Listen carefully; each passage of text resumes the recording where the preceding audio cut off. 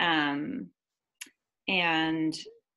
I wanted to work less and make more. And I, Tiffany stuff kept kind of popping up, and it was really appealing to me because I knew that on my own, there's no way that I would have had the confidence to raise my rate. So I knew that it was physically possible that I could change my rate. I didn't know what to raise it to. And I was really afraid of being shamed by other therapists in Denver for raising my rate because I thought that my 150 was already pretty high. I wasn't really as much worried about what clients would think and that I would lose clients, interesting enough. But I was worried about what the therapy community would say. And so I wanted the accountability. I wanted the support. I wanted to surround myself with people that were going to lift me up and support me. And I knew that that was available in Lean and Make Bank. So I could go on. Is there anything else you want me to? That's good for now. And I also realized I wasn't recording, so people are just getting on the call who are going to be watching the recording. Michaela, hi from Atlanta.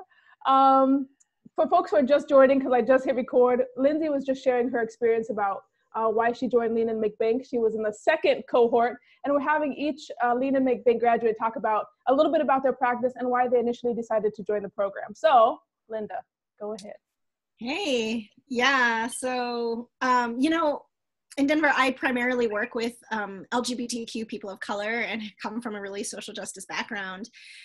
So it's been, I think the idea of raising my rates was very, I felt conflicted about is that if I'm no longer accessible, am I still socially just in my practice?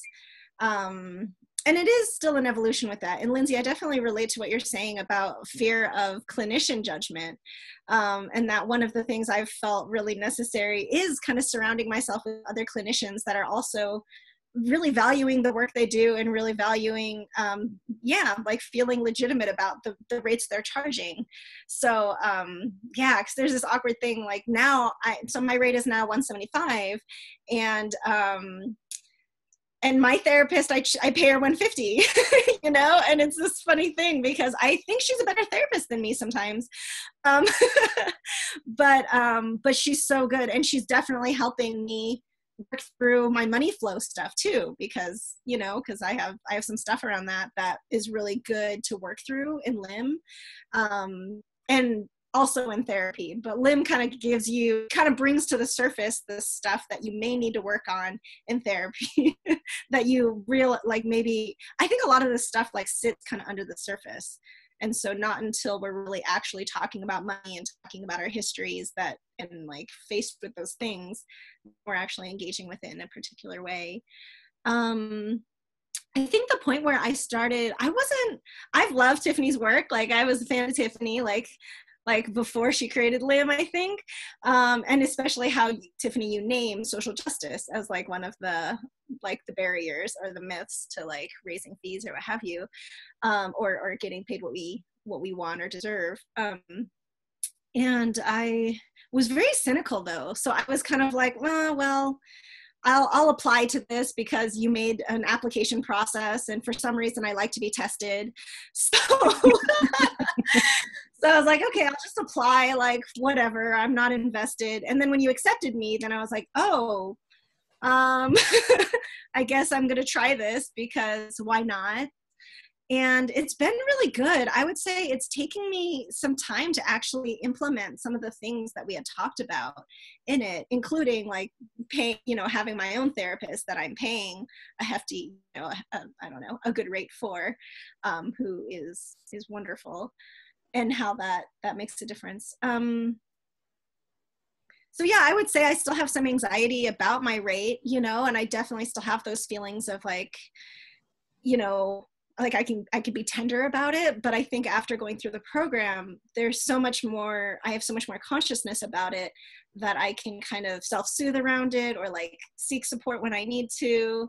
And overall, mostly there's just this feeling of abundance, which I love, you know, being able to actually feel like, wait, I get to create the practice I want, you know, especially as over the years, like there have been times where, I mean, more recently I was starting to feel burnt out. I also accept Medicaid. So this is the way I've kind of offset my social justice framework, is that I do accept Medicaid, and probably right now about half of my caseload is Medicaid. I actually want to change that so it's more full fee and less Medicaid, but that's my process.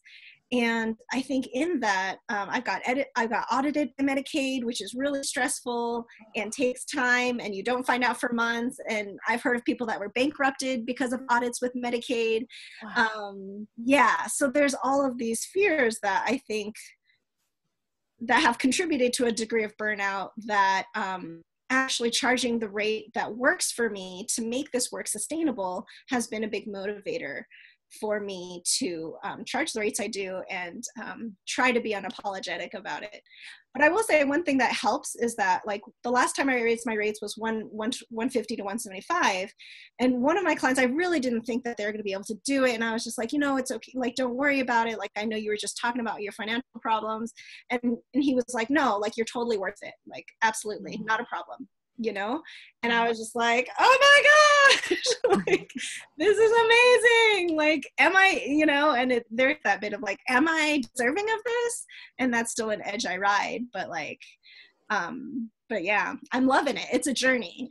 The process is fun too, and hard, but yeah. Thank you for sharing. And you actually bring up part of the reason I asked each of you, without knowing you were all in different cohorts. I didn't know that part, but I actually asked only 3 of you guys to be on the call today to share your stories. And I chose you for specific reasons.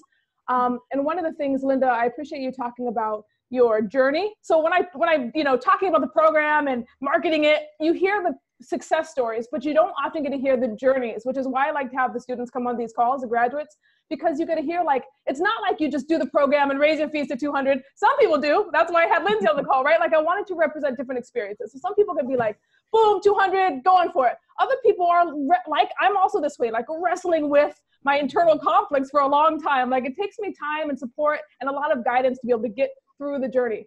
Linda and I actually bunked together we did the program together at the Evolution of Psychotherapy conference.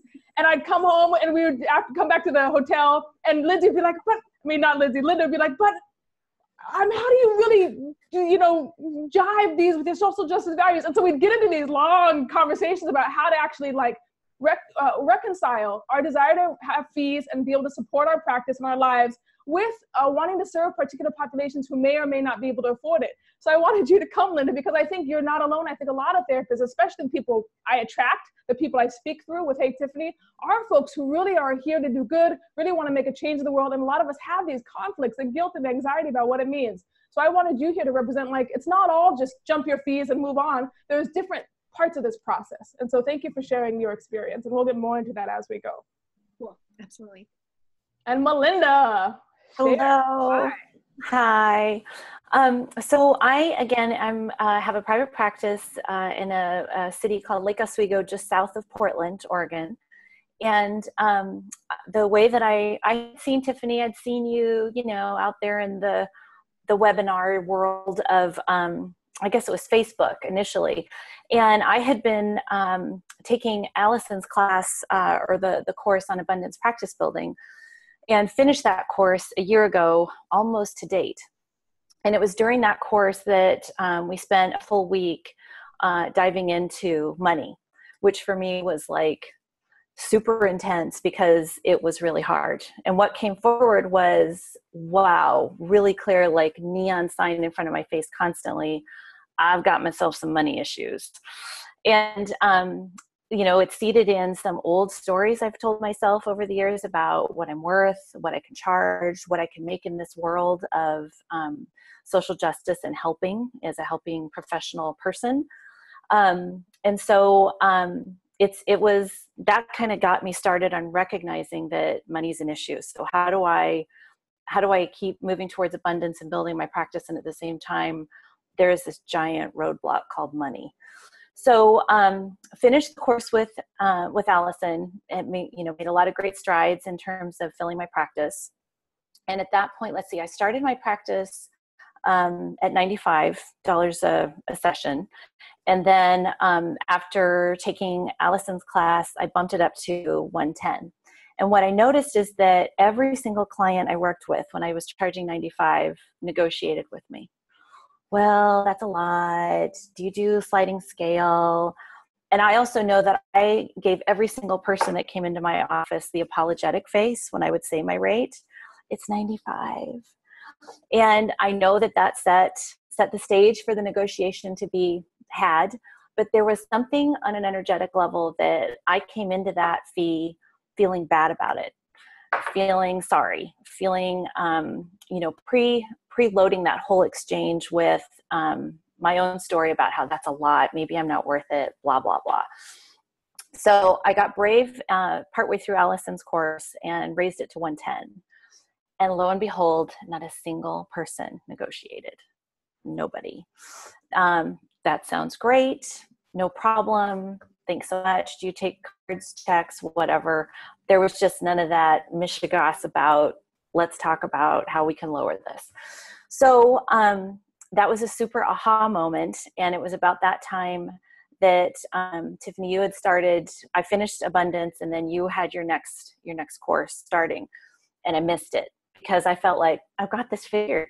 I'm good. I raised my rate. Look at me. It's all working out great. So a few more months went by, and my friend that I met through Abundance Practice Builders, Jen Fredette, she had taken your class at that time. And I just watched what happened with her and realized, okay, there's some more good work to be done here. So I jumped into your course as soon as I could in the spring. And it's just been a game changer. It's given me such a beautiful chance to dive deep during the length of the course into every single day. I woke up thinking about myself, my money story, my mindset, where the roadblocks are, what are the things I'm telling myself about my practice, myself, my work, my worth. And I know I mentioned this to you partway through the course, Tiffany, that there was an element of it feeling like just trying to drink from a fire hose because it's a lot at once. But I'm so glad for the way that you put us through that bit of a gauntlet, because it kept the pressure where it needed to be. And yes, I totally have a matching picture with Linda about this is not one and done. I think this is going to be just kind of part of who I am. But there's a consciousness I have now. There's a clarity. I'm just really continuing to just foster collegial relationships and friendships that support this effort of having balance. Being able to charge a livable fee for me that keeps my practice going and my, my life working, but also what it's given me is a chance to offer certain spots and places that I can donate my time. I can give in a fully social justice. This is just me giving place. And there's no fear about that. Oh shoot, I can give this, but will I make my rent on my space? So yeah, that's where I'm at. I also, Lindsay, thank you so much for sharing this piece about how there's also this fear that existed in me as well, still does at times, about what will they think? I just got licensed last month. Woohoo! So I did all this pre-license, and it was a little sobering to realize that my current rate is the same as my supervisor's. And my supervisor, who of course is incredible and has been doing this work for decades. And yeah, I have all kinds of feelings about that, but my practice is almost full and I'm super happy. So here we go. Thanks. That is awesome. Thank you for sharing, Melinda. And you definitely, people dive in different ways and people come in with different challenges. So to watch people, the therapists go through this process for me is even as we're like marketing it, I'm like, oh, I can't wait to have another cohort go through and watch what happens. It is a lot of material. We do dive in. I've gotten feedback about make it longer, make it 6 months, make it a year. But I actually have it short for a reason, because I think it's easy to lose momentum. I have played around with making it a little bit longer, but for now I'm keeping it 5 weeks. It's easy to lose momentum in these kind of courses or drop off, or feel like, oh, I'll do it later. So really, it's a cohort model. We go through it together. We ping you. It's me and 2 other therapists who are not here, Candace and Vanessa, who are the mindset mentors this time. We keep tabs on you if you start dropping off. We check in, where are you at, right? So we really want you guys to go through together and participate in the 5 weeks. I have a lot of questions for you three, but I also want to hear from you guys. I realize on time, we have about 40 minutes. So if you have questions, and I know you do, type it into the chat down here at the bottom, the little speech bubble. Oh, hi, Tanya. I just saw you. Type your questions into the chat, or at least give a summary of your question, and then we'll go through you guys, unmute you, ask the graduates. I'm happy to weigh in too. And just to give you a sense of some kind of questions people have been asking me. Actually, I'm gonna have you guys weigh in on this one, Lindsay, Linda, Melinda, as people are typing their questions into chat. And this could be Lean and Make Bank related. It could be just questions you have about your practice. You can also use this time, whether you're gonna join the program or not, to ask your fee questions. You have 4 minds here to help you think through it. As people are typing in, you three, I wanna know, some people have written me and said, I already get my full fee. I have most of my practices already paying my full fee. Does this make sense for me to join the program? Is there anything more I can learn? Sometimes I ask those people what their full fee is, and they either don't answer, or it's, maybe it's 150, maybe it's 120. So I always struggle with how to answer that question, because I don't want to convince people to get in the program. If any of you have emailed me and asked questions, I'm not like, yep, get in no matter what. I'm usually asking you questions too. Well, what's your situation here? Maybe it's right for you, maybe it isn't. Let's think about it together. So for you three, if someone says, I'm already charging my full fee, 120, 150, what else is there for me to learn in this program? Or is there anything else for me to learn? What do you guys say about that question? I think there's so much still to learn in terms of, I would turn around and ask a question about, well, why are you even interested? Because there's something there about money. There's some, people know what the program's about. So I think if somebody is wrestling with this, I am already charging a full fee and have a practice built on that, there must be something that they're still struggling with or uncomfortable with. What could it be? One thing that's just really clear to me is, as a woman, as a business owner, as someone who's a therapist in the helping profession, money issues are just gonna, I think, be intrinsically part of the ride. So I think that there's plenty of room to learn so much about, okay, here's something else. Not only what I need to charge and who I am as a business owner, but also how does money come into play with my client work? That ended up being a huge surprise and a fantastic piece of, I had no idea that this would affect my clinical work so much in a very direct way. I all of a sudden started talking to people about money because I raised my rates with current clients, which I kind of had told myself I was never going to do. I had some bad advice about that early on and was told that that was unethical and blah, blah, blah. I thought the board would get involved, whatever. None of that's true. And so I think that there's just so much to be gained as a business owner, but also as from a clinical perspective in terms of how money comes into session with us.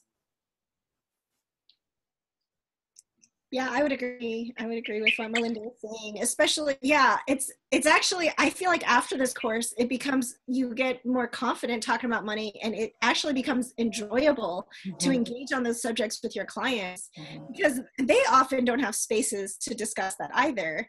And to understand so, in a couple, perhaps it's so this person has this background, you're having this one, so this is what's colliding right now, or how are you going to navigate this together? Because everybody has different money messages, money history, and it is a really actually central part of our lives. So I feel like it's almost like talking about sex, some people aren't really totally sex, but it's like with money, it's like there's a lot of stigma and shame around it, but some people are like, thank goodness I get to talk about this, so totally agree.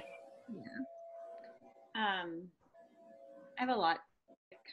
There's so much I could say about this course. Do you want, Tiffany, do you want me to answer any of these questions in my own words, or do you want me to just tell more about my experience? You can answer what is this one like? If someone said, and actually this is a good one for you. If someone says, I already charged my full fee, does it make sense to join a course like this? What do you say about that? Well, my first thought is are you, do you want to raise your full fee? I had a practice of mainly full fee, and then I raised it significantly. So yeah. I think I gained a lot of confidence through the course with Tiffany, kind of like what Linda was saying. I think it's something that you could have in your toolbox forever for future raise increases, for as you continue to build your practice, if there's people that aren't willing to pay your full fee currently, what that's about and how it's nothing to do with you as a clinician. I think I talked to Tiffany about this at length in a previous thing that we did, but I don't know if any of you have experienced this, and it definitely depends on the clientele that you work with. A lot of my clientele have money. A lot of them don't.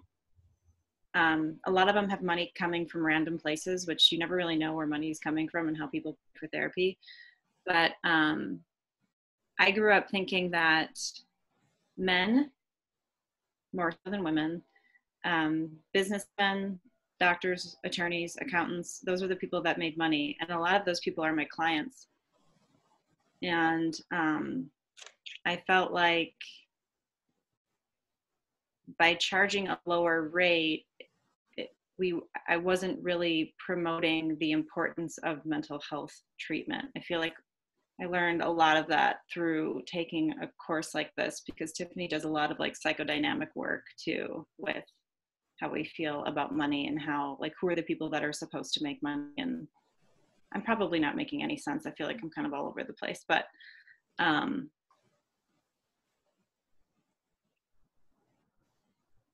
yeah, I'll stop there. Thank you, three, for weighing in. And to your question about answering in your own words or answering in some other way, always answer in your own words. The good, the bad, and the ugly. I want your honest experience of the course for folks. The parts that you love, the parts that you hate. I want to be super full disclosure with people. So this question too that you bring up, Lindsay, we definitely dive into issues around gender, race, sexuality, like who gets to make money in our society, who doesn't get to make money in our society, right? All of these things we get into in the program. And also this thing around the clinical piece. What does it mean if we're not talking about money? What does it mean if we're not charging what we need to be charging? How does that play into the clinical session? How are our clients thinking about it? Our clients, especially if they're on a sliding scale, are thinking about that, whether we're talking about it or not. So if we're ignoring that or avoiding bringing up those things in the room, it's having an impact on our clinical work. So I'm glad you guys answered this. That helps me think about how to answer folks when they email me about this. I forget about those things sometimes. When I talk about the program too, I focus on how much you're gonna make coming out on the other end, because people like to hear, I'm gonna invest $997 and I'm gonna be able to make that month over month in time, right? But the thing that I don't talk about as much, but I think it's as important, if not more important, is who you are as a clinician, how you show up in the room, how money is impacting what's happening in the therapy setting. So we talk about all of that. Let me jump to, who is that? Me. I say something about that? I think a lot of therapists have fear too, when they raise their rate, that they're going to lose people and then think that they're not a good therapist. But that's also something to look at and that you can work through with your clients. Some clients might not be the best fit, and you might find that out if they're not willing to pay like $20 more or $10 more or $50 more or whatever it is. And you can get really into some deep personal work on the kind of work that you're doing with that person, as can they. So yeah, that might come up, but you have the group to help support you through that too. So, which is another good, yeah. That is something that just is so in the room so often. I had someone who was looking at going from every week to every other week because their expenses were getting tight. But part of what we were talking about was the $10,000 vet bill that they had just been handing over money. And, you know, we got into talking about like, gosh, you do such a great job of taking care of your pets and finding money for your pets, but what about yourself? And maybe taking care of your pets is one way you take care of yourself, but you know, it just was a rich conversation that we got to have about how clients are directly using their dollars to care for themselves, and therapy is one beautiful way to do that. And it, again, wouldn't have had that conversation with this person had I not taken LIM. Wouldn't have had the confidence, wouldn't have had the clarity And ultimately they did decide to go every other week for a little while. They did that for 2 months, and then they were back and full swing, So I think it just, again, it's having had LIM in my background now, I have a whole body of knowledge that I just wouldn't have had otherwise. Definitely did not get this in grad school. Thank you. Mm-hmm. We're going to dive through, we're going to try to get through as many of these questions as possible. And the ones that we don't get to here, I've been doing Facebook Lives throughout the week, so make sure you're my friend on Facebook so I can answer these questions and tag you in it when I go through. This one I might have to come back to. I might have to check in with another graduate. I don't remember. Were any of you on insurance panels and switched to full fee during this program? I don't think so, right? Mm-mm. Okay, so for you, Denise, I'm going to check in with other grads and find out who had that process, and then I'll come back and answer it for you in Facebook. Are we Facebook friends? Do you know? Let me unmute you, Denise. I can check it out. Okay, cool. Check it out and see. And I'll make a note of that. So Katie says, Katie, where are you at? Katie, I think you're hidden from me now. Oh, there you are, Katie. You asked, can I raise my rate from $80 per session for a 10-year-old that I've been seeing for 6 months to $125 a session? Unmute yourself and tell us a little more about your question. Okay, here I am. Can you hear me? I can hear you. Okay, so these clients are at $80. I started my practice in February being unlicensed. And I know we've messaged on Facebook about this, and I successfully raised one client from 50 to 95. Awesome. So she's good now, but so take state insurance, which reimburses 93. And then I have private pay clients through yoga therapy that pay about 150 to 135 to 150. So for this client to be boosted from 80 to 125, I'm thinking that wouldn't be too bad. But at the same time, I mean, other things I'm thinking about, she is 10. She has connected with me. They had her in therapy prior where she was upset, frustrated. Like, it was kind of like she was the problem. And like the therapist didn't really relate with kids well. So like she's very active. She's a gymnast. We do like handstands against the wall. We are like talking about yoga. We're doing arts and craft projects. It's like hands-on 24/7. Like, she has a lot of energy. Let me interrupt you, Katie, for the sake of this. What I'm hearing you say already is you're doing great work with her. Yeah. She had therapists in the past who didn't connect with her. She's really connecting with you. You're really putting yourself into it. So Yes. What's your anxiety about raising her fee? Why couldn't you, or why wouldn't you? Well, while you guys were talking, I typed up the letter and like printed it. So what I'm thinking is next week, we don't have a parent only session scheduled. So I'm thinking of saving the last 15 minutes of one of her sessions and switching her out, bringing the parents in, and just saying, what I learned is it's more of my headspace. Like, I have to own it. It's not about the letter. Like, they don't even really read the letter. I give them the letter professionally, but last time I raised the rate, like I just said, I love working with, there's another daughter who's 8, but a different family. And I was just like, I love working with you. I really am so committed to this process. I love the good work you're doing, and I'd love to help you, but we do have some more expenses as the practice is growing. And then I almost had to just kind of sit with that. Here's what I'll say about this. One, it sounds like you already wrote up that letter while we're talking, so it sounds like you're already on your way, which is also the excitement of the power of being in a group and thinking through things with other people and having support of other people. It makes it easier to do things that are hard to do alone. For you, Katie, I'm going to give you, I don't know what your situation is, so take this with a grain of salt. I would say actually set aside a parent hour to have this conversation. It doesn't need to be rushed, like doing it next week. I'll put you on mute, there's a little feedback. It doesn't have to be super rushed. Take your time. Oops, my internet connection is unstable. Do you guys hear me? Yes. Okay.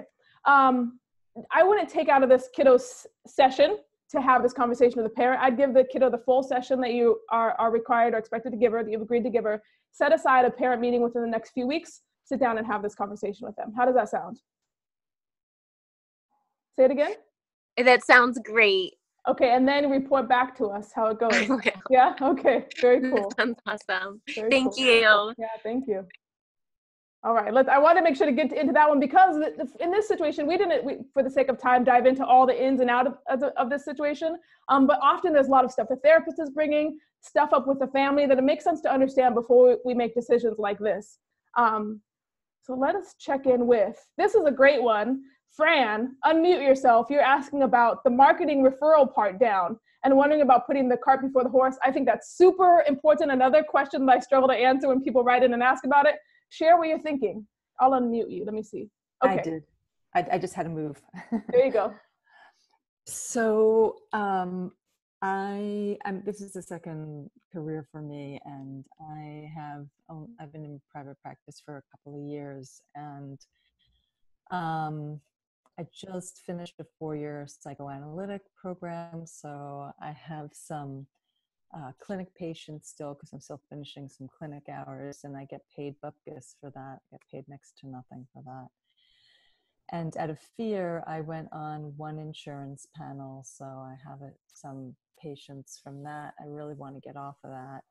And then I have full fee patients, and I haven't really, my phone doesn't ring regularly, and just kind of the whole marketing thing has been really, really challenging for me.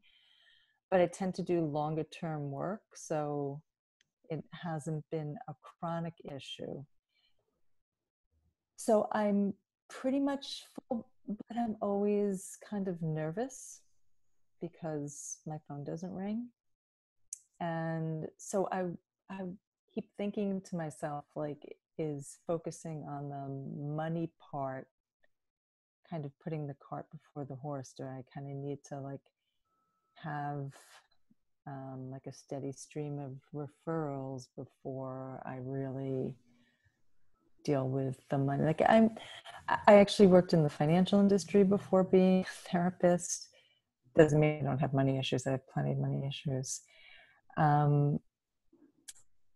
But I'm very uncomfortable raising the fee for my current patients. I've already raised the fee for any new patients coming in, and so I have 3 or 4 of those. What's your full fee? What's your fee for new patients? For new people, $150, which truthfully, where I am in Long Island is, I would say that people generally charge anywhere from $100 to $350. Holy smokes.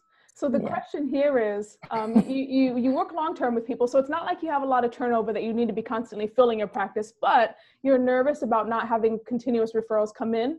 Very. And you're wondering, should I get the marketing piece under control first before I think about the money piece? I definitely have thoughts, but I want to hear from the 3 graduates on this question. And you can feel free to ask Fran any other questions if you have any. Mm-hmm.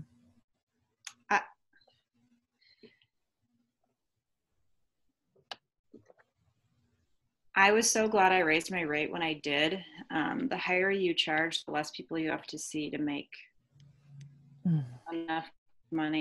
So especially in Long Island, if there's people charging up to $350 and you do psychoanalysis, I would encourage you to take the course and gain some confidence in learning how to charge more from the beginning.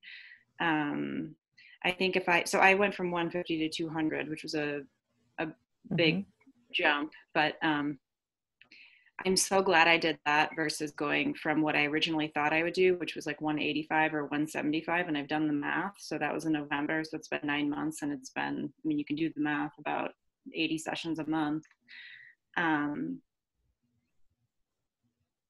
If it feels uncomfortable to charge a higher rate in the beginning, you can always tweak it and change it. But that's kind of the cool thing about owning your own business is you can, the next call that you get, you can say that you charge a higher rate and see how it goes. And then you can try it again, and then you can do it again, and get more comfortable with it. But and part of the challenge has been that I don't really get that many calls, and so that adds to the fear about raising the fee. right? Like I am burnt out though. I mean, I went straight from grad school into a 4-year post-analytic because I'm older and I figured I was kind of running out of time. And also a lot of the things that Tiffany's already talked about, like I feel like I haven't been in practice that long, even though I have quite a lot of life experience. But I feel burnt out. I'm feeling burnt out, and I know I can't do my best work like this. So I know I need to do something. I think, are you able to, I was going to say, Lindsay, there's also a question for you in the chat from Katie. Type in and answer Katie's questions. Fran, a couple of things I'm hearing that make me think the program could be beneficial for you. One is that you're setting your fees based on fear. Right now, you're equating clients not coming in regularly to your fee. If clients already are not coming in, if I raise my fee, they're especially not coming in. So rather than thinking about what you're offering as a clinician, and even this idea of how to market in a way that brings folks in, you're thinking the fee is the problem, which is not actually true, especially in an area where people are charging, upwards of $300. Secondly, this thing around, oh darn it, what was it? Your fear of not being experienced enough. I talk about this. You had a career before this. You worked in finance. You understand that whole world, which I would say going hard to market towards people who have been in finance, because you know their problems, you know their struggle, you know all the things they cut out in order to do that work and the kind of lifestyle they have to keep up to do that work. You already have a language for that. Those are people who already can afford you. So you actually have a market that's just desperate and hungry. They just don't know you're out there. As to this question around marketing or doing the program, money work, you clearly need to do the money work. We know that. One of the reasons I created this program, I did marketing stuff with folks. And there's also amazing marketing programs out there. But if you go out and market, but you're still charging $120, you're going to still need all these clients. Or even if you're on insurance, you're still going to need a ton of clients. And then that's where the burnout comes from. So also the burnout is a red flag in my mind. Mm-hmm. I partnered with Allison this time from Abundance Practice. There was a bonus last week that's over now, but I added that piece because of the marketing part. I wanted people to be able to go into the marketing. Allison and I talked. She's fantastic. She actually said, and I haven't announced this yet, so I'll put it in an email today. She said that for everybody who signs up for the program, she'll give them a discount for joining the program, a lifetime discount anyway. So even though people missed out on the 3 months of the program, that ended last Friday, you'll still get a discount for as long as you're in the program for everybody who joins this round. So you'll still get the marketing piece. So for someone like you, I would say it's absolutely essential to do the money piece. You have a lot of limiting beliefs and conscious ideas in there that are keeping you back. And then go into the marketing thing after that. That's what I would suggest for you. Okay. Okay. Because I have, by the way, I mean, I have like taken a few of the marketing courses, and I know it's not the courses, it's me. There's something going on that's just not really, it's really preventing me from using the information. We will get into that. Are you in your own therapy or analysis? Of course. Okay, good. I encourage that for people too, because this is not therapy. We get into process stuff, but I'm not your therapist. It's not a therapy. So I really encourage people to be in there. If you take this program, we're going to dig into some stuff. So I encourage you to be in your own therapy too. So I'm glad to hear that. Okay, let's see. Let's get through these questions. Let's see what else we got. Oh, this is a quick one. And you guys can weigh in on this one from Erica. Is there an ideal time, start of the year, change of season, to increase the rate, or does it matter? What do you three say about this one? I don't think it matters. Same. Some people can say, periodically I'll be raising my rates. So that's kind of like leaves it open-ended. Other people, just because I've seen people say that, they'll raise their rates annually, but then they might want to raise their rates before the next annual. So when I raised my rate from 150 to 200, I said by December 1, and this was like in October. So maybe I took a course in October. I'm not really sure. So it was like 40 days. I said by December 1st, I'll be raising my rate by this much. I just picked a random date, and it worked. I think as long as you keep it open. So like if you want to raise it again, like having that option, maybe even like biannually would be better, but that's my 2 cents. Melinda, you have thoughts on this? Yeah, I don't think it matters when. I mean, now I'm sort of defaulting to about every fall, it seems like. And I know someone else that does it like every like June, July point. Some people might want to do it at the new year, but I just try to give, you know, like 4 to 6 weeks notice, you know, so they're aware. But yeah, I think you can really do it anytime, you know, but I think through the course, you also figure out like what your comfort level is with that and like what your timelines are with that and how you want to do that. So I think it's individual to some extent, but yeah. Yeah, I completely agree. I think it's again another story that we tell ourselves about there's one right way or there's a book of how it's supposed to be. And it's just not true. That I think at any point that it feels like it's necessary, raise your rate. And I love this. I think there is a way that we can do this in a sensitive way in terms of giving people time that, you know, 6 weeks or 40 days or whatever to have those discussions in session or outside of session time, whatever. But I think, you know, and again, within the group, part of what you're getting with this program is a cohort of other people that maybe somebody's really awesome at writing that letter that you want to borrow and use in your practice, or they have a way of saying it and you write down the bullet points and practice that yourself. I mean, that's part of what is such a gold mine within LIM, is that we have this awesome community that people are struggling with the same things, but they bring their different gifts. So makes it a really rich opportunity to pull from within as well as others. Awesome. Thank you. Can I say, my office mate raised her rates and I asked her like, so, because I usually have a conversation about it, but she just sends a letter. And I was like, oh, can I get a copy of your letter? And she was like, it literally just says I'm raising my rates. And she's like, doctor's offices don't have a conversation about it. Like, why are we, you know, like, she's like, some people think you should. And clearly I'm one of those people. But like, so I think for her, you know, she's like, I don't know that I need to do a course like this because like, I just want to get paid more and I'm going to get paid more. Like, that's how it's going to be, you know? Like, love it. Yeah, I love it. It's like, she's like, I want to buy that extra pair of shoes, you know? So, whereas I have like, oh, am I being greedy? And she's just right. Like, I like nice things, you know? I love the permission in that. Like, just do it. I think that there is something to be drawn from too in looking at other professional groups. You know, lawyers don't send a pre-apology letter about raising their, you know, doctor's offices. There's no like, I'm sorry. We're an industry, we're a business.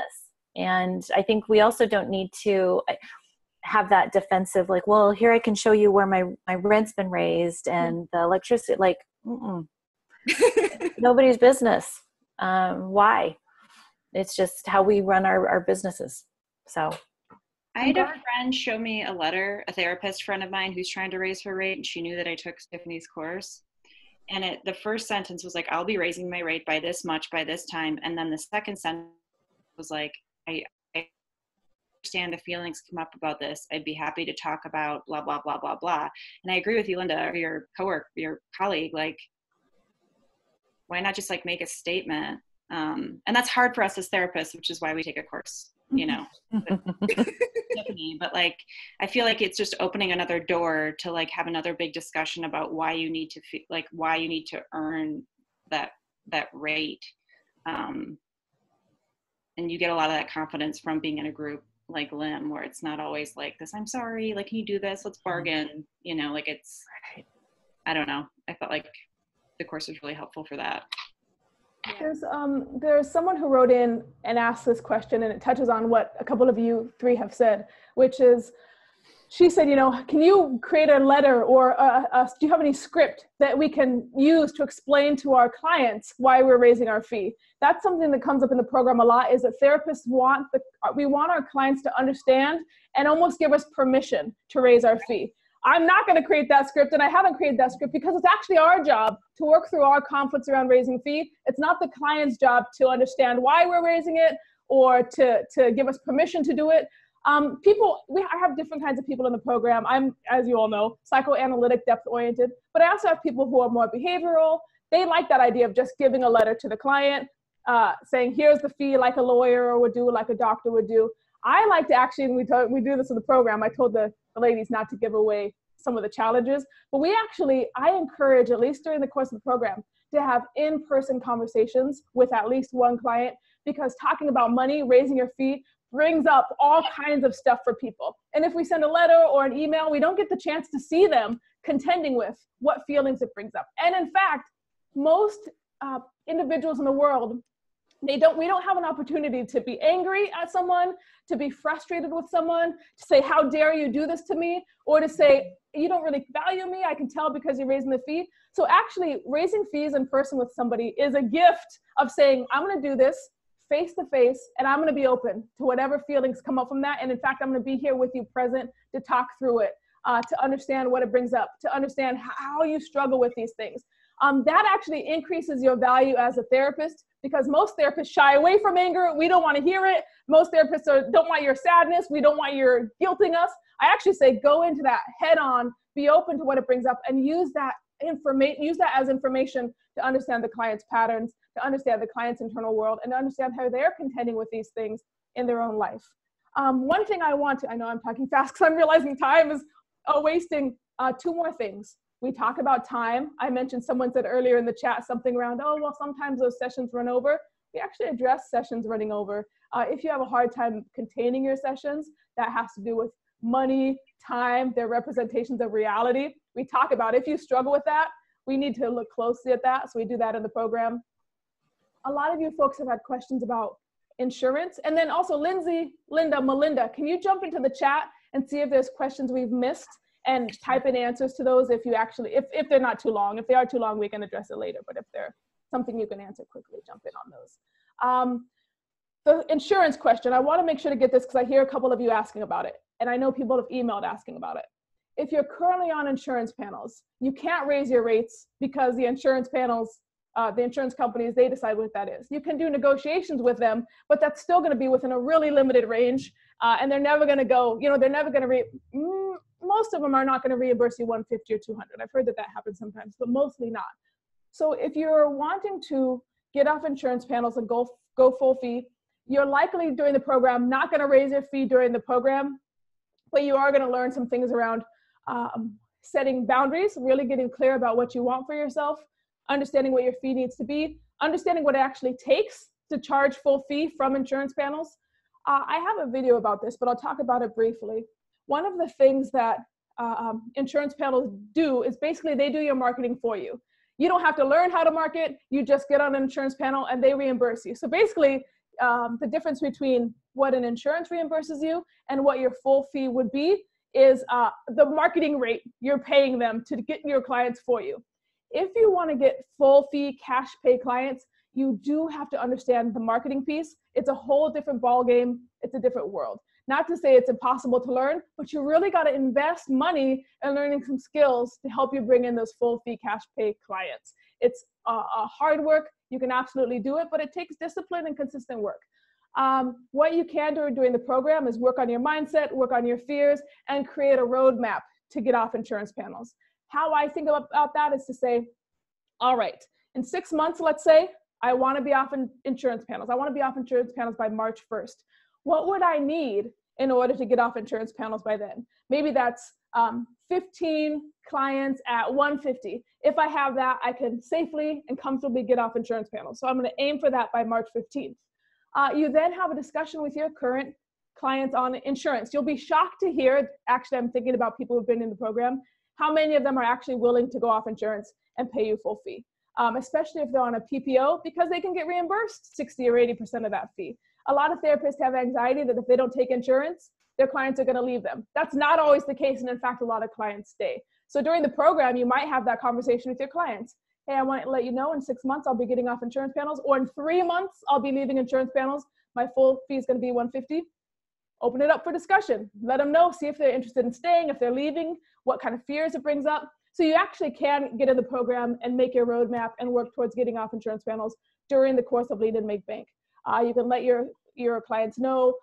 You can get a sense of how many are going to stay and leave, and then you can join the Abundance Party to work on the marketing piece to make that happen. So for me, when I'm thinking about getting off insurance panels, it's just a plan. You choose your end date, you work the steps backwards to figure out what you need to have by that point in order to make that possible. Does that make sense for you guys on insurance?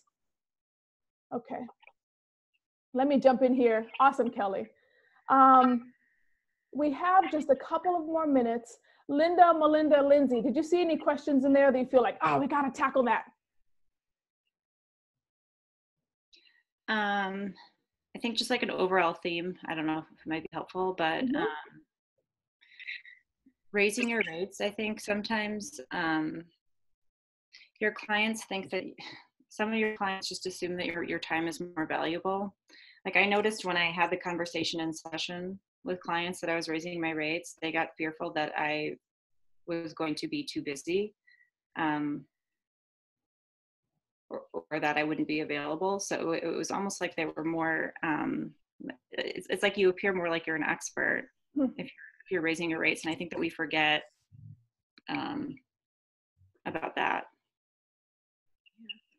One of the things that came to mind for me is just how, you know, behavioral health, mental health therapists are the lowest paid mental health professionals.